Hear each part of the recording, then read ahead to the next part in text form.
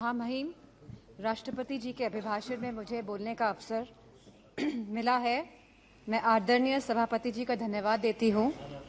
जहां राष्ट्र की विविधता और अधिक उज्जवल होने की बात कही गई है, वहीं देश की एकता मजबूत और अटल होने की भी बात करी गई है। हम सभी सांसदगण इस बात को मानते हैं, इस बात से सहमत है।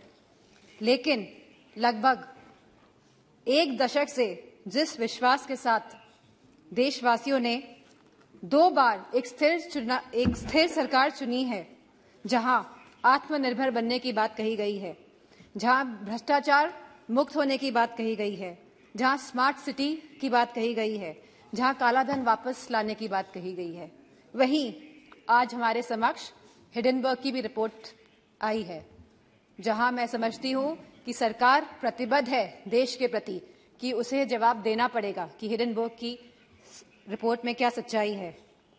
जहां हमारे किसानों ने 2014 में ये आस जागी थी हमारे किसानों की कि ये आप लोगों ने विश्वास दिलाया था कि उनकी आय 2022 तक दुगनी हो जाएगी। वह किसान आज भी ये आस लगाकर बैठा है कि उसे सब्सिडी में बढ़ोतरी मिलेगी, कि एमएसपी के सही रेट्स मिलेंगे, पैदावार के लिए मंडियां की व्यवस्था उनको दी जाएगी। एक समय ऐसा था जब किसान विश्वास के साथ आपकी तरफ देखता था। वही किसान आज निराशाजनक आंखों से आपकी तरफ देख रहा है। जहां युवा शक्ति की बात हुई, युवाओं में भी बहुत जोश उत्साह था 2014 में कि लगभग 2 करोड़ नौकरियां दी जाएंगी प्रति माह। लेकिन आज उस जोश और उत्साह का पतन होते जा रहा है। आज जहां अग्निवीर जैसी योजना लेके आई है सरकार, तो उनका आत्मविश्वास तोड़ने का काम किया है सरकार ने। यह कैसा अमृतकाल है जहां युवाओं के पास नौकरियां नहीं हैं, जहां किसानों के पास खुशहाली नहीं है और जहां महिलाएं अपने आप को सुरक्षित नहीं मान रही हैं। एनसीआरबी के आंकड़े अगर आप देखेंगे तो यह पाएंगे कि लगातार यौन उत्पीड़न और शोषण के मामले बढ़ रहे हैं और खास तौर पे उत्तर प्रदेश में लगातार ये मामलों में बढ़ोतरी हो रही है। जहां महिलाएं, जहां हमारी माताएं बहनें जो रसोई में काम करती है, वो लगातार महंगाई से लड़ रही हैं, जहां हमारे सिलेंडर के भाव बढ़ रहे हैं, जहां पेट्रोल डीजल के भाव बढ़ रहे हैं, जहां खाद्य पदार्थ के भाव भी बढ़ रहे हैं, दालों के भाव बढ़ रहे हैं, वहीं दूध के भाव भी बढ़ रहे हैं। आयुष्मान भारत योजना के तहत के अंतर्गत कार्ड तो बने हैं, लेकिन स्वास्थ्य सेवाएं उपलब्ध नहीं हो पा रही है। और जैसा कि दानिश सर ने कहा कि डॉक्टर नहीं है अस्पतालों में, और यूपी में गोरखपुर और रायबरेली में जहां एम्स हैं, वहां पे भी सहूलियतें नहीं मिल पा रही हैं क्योंकि डॉक्टर की सुविधा नहीं है, डॉक्टर की कमी है।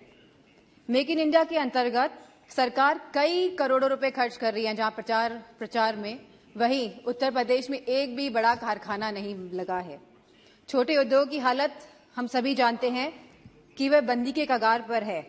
वहीं सरकार लगातार आयात को बढ़ावा देकर अपने कुछ पूंजीपति दोस्तों को, अपने कुछ पूंजीपति मित्रों को आगे बढ़ाने का काम कर रही है।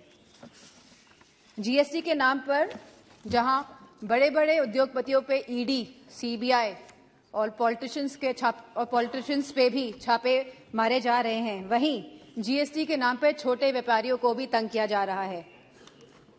वहां पे भी लगातार छापेमारी की जा रही है। इन्वेस्टमेंट और इनोवेशन के नाम पर जहां पे लगातार एमओयू साइन हुए जा रहे हैं, करोड़ों रुपए के एमओयू साइन हो रहे हैं स्पीकर सर, लेकिन एक भी इन्वेस्टमेंट धरातल पे नहीं उतर रहा है।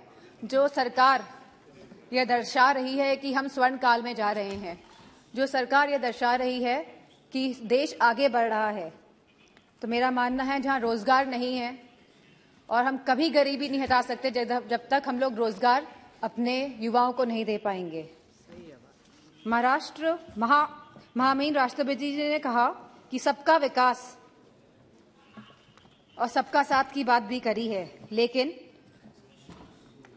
उत्तर प्रदेश में नियुक्तियों में सबसे ज्यादा भेदभाव भाजपा की सरकार में हुआ है। यदि कुलपतियों और प्रोफेसरों की नियुक्ति को देखा जाएगा तो सभी वर्गों को सम्मान नहीं मिला है।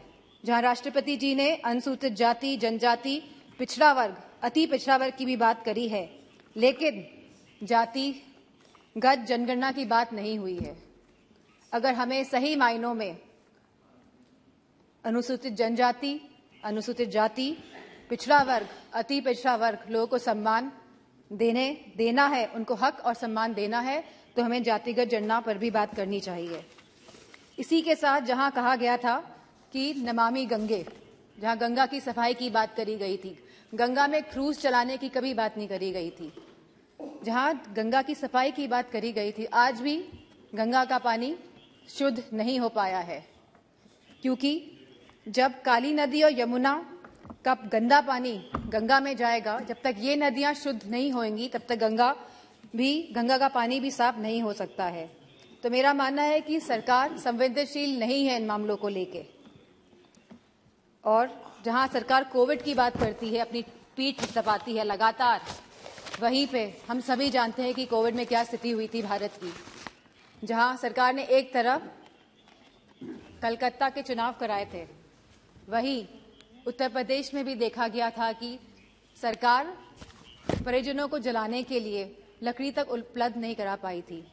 तो मेरा मानना है कि जो आप स्वर्ण भारत की बात कर रहे हैं और आने वाले 25 सालों की बात कर रहे हैं, आप बीते हुए एक दशक की बात नहीं कर रहे हैं, जहां आप लगभग 10 साल का आप अपना टेन्योर, अपना काल खत्म करने जा रहे हैं। लेकिन आप जो आगे की बात कर रहे हैं और 2014 की पहले की बात कर रहे हैं, लेकिन आप अपने दशक की बात नहीं कर रहे हैं। तो इन्हीं शब्दों के साथ मैं अपनी बात को खत्म करना चाहूंगी और आदरणीय स्पीकर साहब को धन्यवाद देना चाहूंगी। धन्यवाद।